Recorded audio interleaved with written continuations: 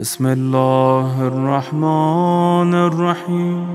بس جس سے امام راضی ہو جائے اسے کیا فرق پڑتا ہے دشت کربلا کی دھوپ اور تیز تلوار کی دھاریں گردن کاٹ رہی ہوں، اسے کوئی فرق نہیں پڑتا، اسے کچھ نہیں ہو سکتا جس سے امام راضی ہو۔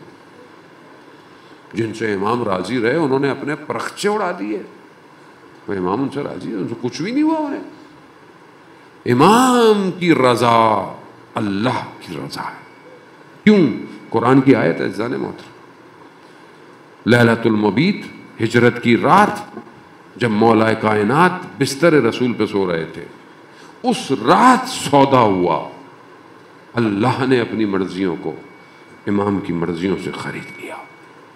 اب جو امام کی مرضیاں ہیں وہ اللہ کی مرضی، ہمیں کیا کرنا ہے؟ ہمیں اپنے امام کو راضی کرنا ہے۔ کربلا جو آئے امام ان سے راضی تھا، جو امام کی طرف آئے امام ان سے راضی تھا۔ کیسے راضی تھا کہ ساری راہ امام نے بولا چلے جاؤ چلے جاؤ، نہیں جا رہے۔ کیوں؟ انہیں پتا ہے کہ زندگی اور حیات امام ہے، امام کو چھوڑ کے بھی کوئی زندگی ہے نہیں ہے۔ اب اگر ہم اپنے آپ کو اپلفٹ کریں، یعنی تھوڑا سا شعور کو بلند کریں، تو ہمیں پتہ چلے گا امام کی وادی اس عالم سے اوپر ہے، مادہ نہیں ہے۔ مادہ تو پریشانیاں ہیں، کھینچنا ہے، گھسیٹنا ہے، بیماریاں ہیں، لیکن جب آپ امام کی وادی میں آتے ہیں تو پھر آپ ان سے آزاد ہو جاتے ہیں۔ اور امام کا ملک ایسا ہے کہ روایات کہتی ہیں کہ جب مومن اس میں داخل ہو جاتا ہے تو ملائکہ بھی اجازت لے کر داخل ہوتے ہیں۔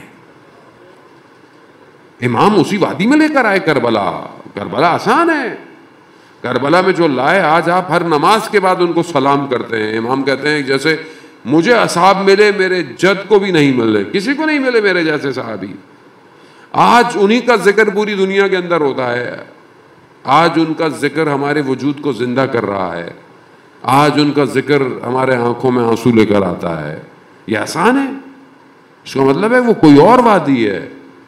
اسی وادی میں امام ہمیں دعوت دے رہا ہے، وقع امام بھی ہمیں دعوت دے رہا ہے، آؤ تم آؤ تو صحیح، میں تمہیں ایسے مقام پہ لے جاؤں گا جہاں نہ زمان ہوگا نہ مکان ہوگا، تم محیط ہو جاؤ گے روئے زمین کے اوپر۔ آپ کے سامنے